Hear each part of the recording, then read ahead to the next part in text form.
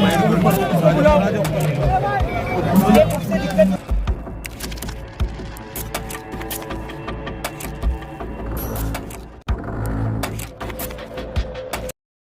हाँ दोस्तों, आखिर अचानक किसकी वो कॉल आई जिसके बाद में दिल्ली के जंतर मंतर पर पुलिस ने अभिजीत दीपिके और छात्रों पर हमला करना शुरू कर दिया।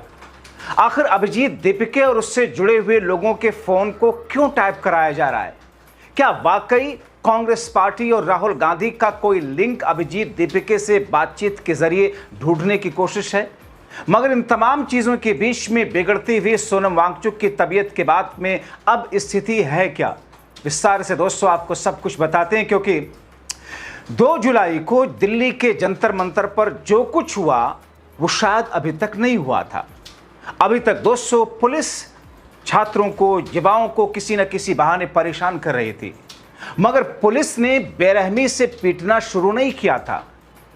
पुलिस ने छात्रों पर लाठीचार्ज नहीं किया था। दोस्तों आप इन तस्वीरों को देख रहे हैं किस तरीके से इन प्रदर्शनकारियों पर, छात्रों पर पुलिस टूट पड़ी है।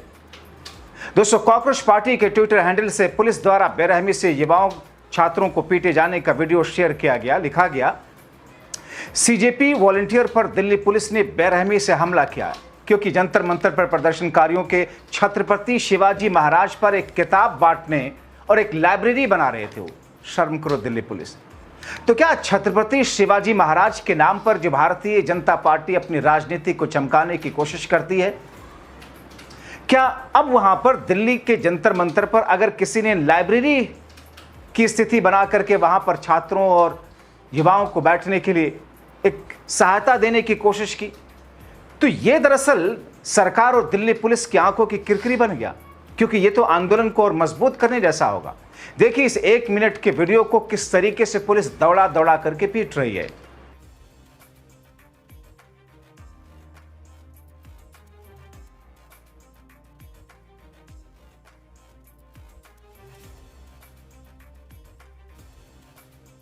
एक सेकंड से छत्रपति शिवाजी महाराज की बुक जो लाइब्रेरी में रखी है, उसके लिए आप बच्चों को मार रहे, क्या दिक्कत है इसमें?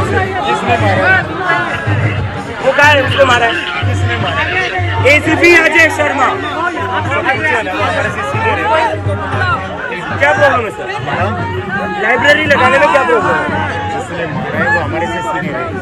क्यों मारा है? क्यों मारा? मारा ही नहीं, मारा ही नहीं, हमें नहीं। एक सेकंड, अरे इधर बुलाओ। हमें क्या प्रूफ करोगे आप? प्रूफ दिखाता हूँ। नहीं, हमें क्या प्रूफ करोगे? उनसे पूछो ना। उनसे ही पूछ रहा हूँ। उसको बुलाओ। ये बुक से दिक्कत क्या है? ये बुक से दिल्ली पुलिस को दिक्कत क्या है? दिल्ली पुलिस क्यों बच्चों को मारी ये बुक बेचने के लिए? ये बुक यहाँ रखने की? हाँ जी, ये झूठ है। अरे ये झूठ है, हमें ये झूठ है, ये झूठ है। जिसने मारा उससे तो पूछो। आपके सीनियर एसीपी अजय शर्मा ने मारा है। फिर हम उनसे अरे उनसे हम क्या पूछें? क्या बताओ? आप उनके पास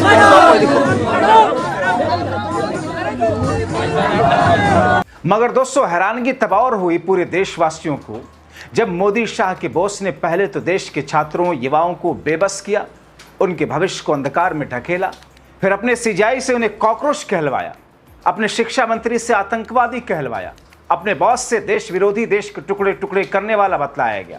तो जिस प्रकार से इस देश में एक वायरस और कॉकरोच जैसी पार्टियां आ रही हैं, ये देश को खोखला करने वाले लोग हैं। इस बीच में दोस्तों खबर आई, उस खबर ने सबको चौंका दिया। कॉकरोच जनता पार्टी के संस्थापक अभिजीत दीपिके और उनसे जुड़े लोगों का फोन टैप किया जाने लगा, उनके व्हाट्सएप कॉल्स और चैट पर नजर रखी जाने लगी। जंतर मंतर पर प्रदर्शन के बीच में अभिजीत दीपिके ने एक टेक्स्ट किया, एक ट्वीट किया, जिसमें कहा कि सिस्टम के भीतर मौजूद अज्ञात सूत्रों ने संगठन को यह जानकारी दी है कि उनकी आंतरिक बातचीत को इंटरसेप्ट किया जा रहा है।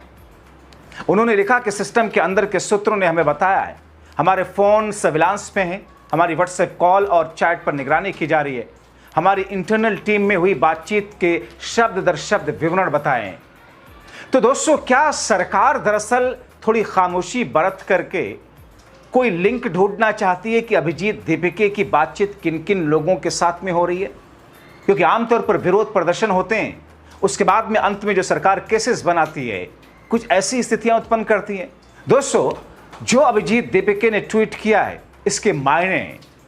जैसा कि आरोप सरकार और दिल्ली पुलिस पर लगे कि दिल्ली पुलिस अभिजीत को ही मानो उठाने के लिए खड़ी होगी, तभी अभिजीत ने मुद्दे की बात सामने लाकर पुलिस के इरादों पर कैसे पानी फेरा, कैसे पंक्चर किया। ये देखिए किस तरीके से पुलिस से तू मम्मे और झड़प वाली तस्वीरें जिसमें अभिजीत दीपिके और पुलिस आमने सामने है।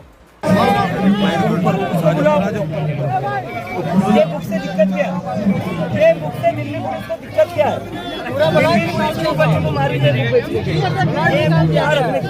हाँ जी, ये झूठे, ये झूठे, ये झूठे, ये झूठे। एसीपी भाई साहब जी से बात करवा दो। एसीपी अजय शर्मा ने मारा।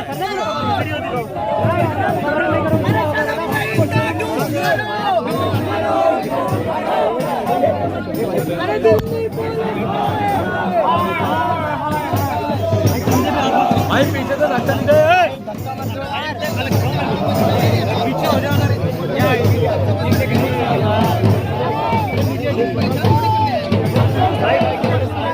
और दोस्तों इन तमाम चीजों के बीच में तभी समाज सेवी योगेंद्र यादव ने मोदी शाह पर कुछ ऐसा कहा कि देश भर में युवाओं में और लोगों के बीच में सरकार के प्रति आक्रोश बढ़ा।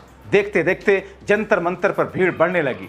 कैसे जंतर मंतर से, जो कि एक दिन पहले योगेंद्र यादव वहां पर गए हुए थे, और उसके बाद में उनके भाषण का उन्होंने फिर से ऐसा क्या कहा जो एक तरीके से सरकार पर ऐसा कटाक्ष है जो इस आंदोलन को और धार देता हुआ दिखाई दे रहा है।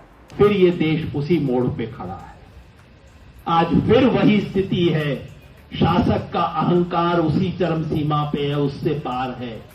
आज वो स्थिति है जहां इस देश की तमाम पार्टियों को तोड़ने की, लोकतंत्र की हर आवाज खत्म करने की कोशिश हो रही है।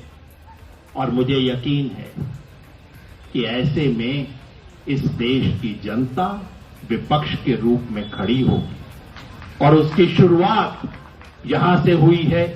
मेरी उम्मीद है कि तमाम विपक्षी पार्टियां यहां आएंगी और इस देश का विपक्ष विपक्षी पार्टियों से भी बहुत बड़ा है।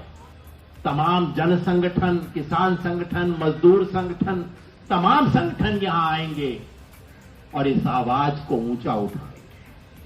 तो आप सबको बहुत बहुत धन्यवाद, माफी, समर्थन, और मिलके जब बोलेंगे जय हिंद, जय। मगर इन तमाम चीजों के बीच में भी दोस्तों युवाओं का, छात्रों का, प्रदर्शनकारियों का, उनके उत्साह को तोड़ने की कोशिश के बावजूद सरकार कामयाब नहीं हो पा रही। अब देखिए भारी बारिश हुई रात में, बावजूद इसके प्रदर्शनकारी अपना विरोध जारी रखे हुए थे। दीपिके ने शिक्षा सुधार कार्यकर्ता सोनम वांगचुक की एक तस्वीर पोस्ट की जिनकी अनिश्चितकालीन भूख हड़ताल को लेकर के उन्होंने दिखाया किस तौर पर वो अभी भी एक बुजुर्ग शख्स कैसे हमारे लिए, युवाओं के लिए लड़ रहे हैं, और ऐसे में उनके उत्साह को बारिश भी बाधा नहीं डाल पा रही है। मगर दोस्तों इन तमाम चीजों के बीच में सोनम वांगचुक की तबीयत भी बिगड़ रही है, प्रदर्शनकारियों की चिंता बढ़ रही है। इसलिए प्रदर्शनकारियों की तरफ से देशवासियों से वांगचुक की सेहत में सुधार के लिए दुआ की दरखास्त की जा रही है, जंतर मंतर पर आने के लिए अपील की जा रही है। आज हमारे प्रदर्शन का 12वां दिन है और भूख हड़ताल का 4था दिन है। सोनम वांगचुक और कई हमारे साथी 4 दिन से भूख हड़ताल पर हैं। सोनम की तबीयत ऑब्वियसली थोड़ा ख़राब हो रही है। कल शुगर लेवल्स ड्रॉप हुए थे, आज ब्लड प्रेशर भी थोड़ा कम है। लगातार सुबह से थकान महसूस कर रहे हैं, तो अभी आराम भी कर रहे हैं। कल भी हमारे 2 साथी की तबीयत बिगड़ गई थी, उसके बाद उन्हें हॉस्पिटल में एडमिट कराना पड़ा। किसी भी प्रोटेस्ट में, किसी भी प्रदर्शन में अगर अनशन होता है तो वो एक लास्ट मेजर होता है सरकार से बात करने का, सरकार से गुहार लगाने का। लेकिन बहुत दुख की बात है कि सरकार हमें सिर्फ कीड़े मकोड़े और टेररिस्ट बोल रही है, उसके अलावा सरकार की तरफ से कोई कम्युनिकेशन नहीं है। मुझे पता है हम सब भावनात्मक देश हैं, इमोशनली सोचते हैं, दिल से सोचते हैं। इसलिए आज आप लोगों से अपील कर रहा हूँ, अपनी दिल की बात सुनिए, हिचकिचाइए मत, जंतर मंतर पर पहुंचिए, हमारा साथ दीजिए। ये आखिरी मौका है इस देश की शिक्षा व्यवस्था को ठीक करने का। सोनम और तमाम हमारे साथी ये हमारे लिए बहुत बहुत कीमती हैं, इनकी जान हमारे लिए बहुत कीमती है। तो प्लीज़ रुकिए मत, जंतर मंतर पहुंचिए और हमारा साथ दीजिए। और इससे एक दिन पहले 1 जुलाई को अभिजीत दीपिके ने कुछ ऐसी ही अपील की थी। दरअसल सरकार ये चाहती है कि तबीयत बिगड़े और बिगड़े वांगचुक अस्पताल जाएं या फिर वहां उससे उठ करके घर जाएं, ताकि जंतर मंतर पर जो बढ़ रही भीड़ है वो कम हो, लोग हटें वहां से। Good morning everyone. आज सोनम सर का हंगर स्ट्राइक का 4th डे है और उनकी तबीयत एवरी आवर ख़राब होते जा रही है। उनका जब हमने कल मेडिकल चेकअप किया था कल रात को, तो ये हैड लॉस 2 kg वेट और उसके साथ साथ उनका ब्लड प्रेशर भी काफ़ी कम हो चुका है, शुगर भी उनका काफ़ी कम हो चुका है। सो हर घंटे उनकी तबीयत ख़राब हो रही है, but still he is determined to stay here. मैंने उनसे बात करके that sir I am concern for your health, तो उन्होंने कहा था कि नहीं, मैं तो अभी बैठ चुका हूँ, मैं अब हटूंगा नहीं यहाँ से, don't be concern about my health, just keep on the battle going on and we are not going to stop until Dharmendra Pradhan resigns. That's what he said to me, and he said that to me because he believes in you and he thinks that the people of this country will come in support. So whoever is watching this video, I request you all, please Jantar Mantar par aiye. A person is risking his life here to seek justice for the students. The least we can do is to come at Jantar Mantar and stand in solidarity. So I request everybody to please come to Jantar Mantar and stand in solidarity with Sonam Wangchuk so we can demand justice for the students who have committed suicide and to demand the resignation of the education minister. Thank you.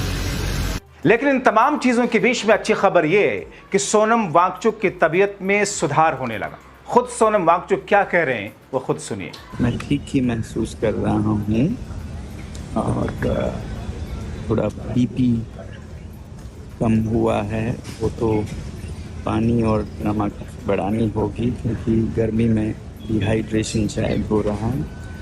और sugar level का तो मैंने बताया ही था कि जब खाना बंद करते हैं तो शुगर लेवल ड्रॉप होता है, फिर कीटोसिस टेक ओवर करता है जो कि आपके फैट्स या फिर और फॉरेन सेल्स उनको खाता है। तो ये नॉर्मल है मेरे हिसाब से, मगर ये और लंबा होता जाए तो फिर फैट्स के बाद वो मसल्स को खाने लगता है, फिर ऑर्गन्स को भी खाने लगता है, फिर डेथ होती है।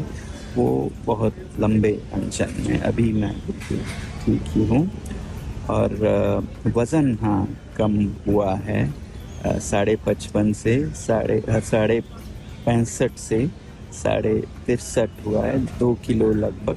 दिन के 600-700 ग्राम कम होते हैं, ऐसा मैंने देखा है। तो ये कम होता जाएगा, ये भी नॉर्मल है क्योंकि अनशन पे बैठे हैं। हाँ, कुछ तकलीफ़ ज़रूर है, मगर मेरे तकलीफ़ों के कारण अगर करोड़ों बच्चों की खुशहाली होती है तो ये सस्ता सौदा है।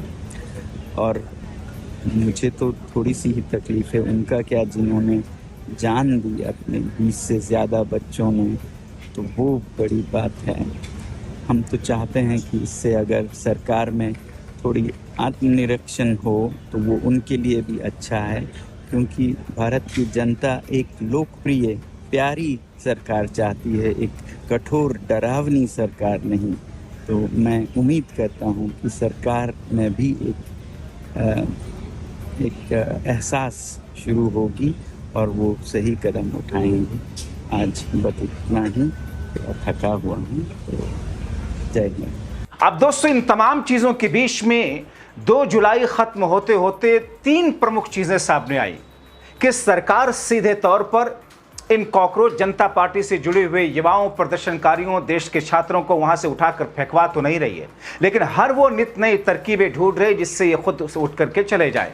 अब पुलिस से इस तरीके से बल का प्रयोग कराकर डराने की एक कोशिश, आप सोचिए कि अगर वहां पर कोई शख्स किताबें लेकर पहुंचता है, छत्रपति शिवाजी महाराज जैसी किताबें हों या फिर दूसरी किताबें हों, ताकि युवा छात्र वहां पर बैठें और उसको पढ़ें, उसी बहाने भीड़ बनी रहे। इससे भी अगर सरकार डर रही है, वहां पर अभिजीत दीपिके और उनसे जुड़े हुए लोगों के फ़ोन टैप किए जा रहे हैं, सर्विलांस पे लगाई जा रही चीज़ें, तो इसका मतलब यह है कि आने वाले दिनों के लिए सरकार एक ऐसी तैयारी में है जिसके बाद इस आंदोलन को ख़त्म कर सके।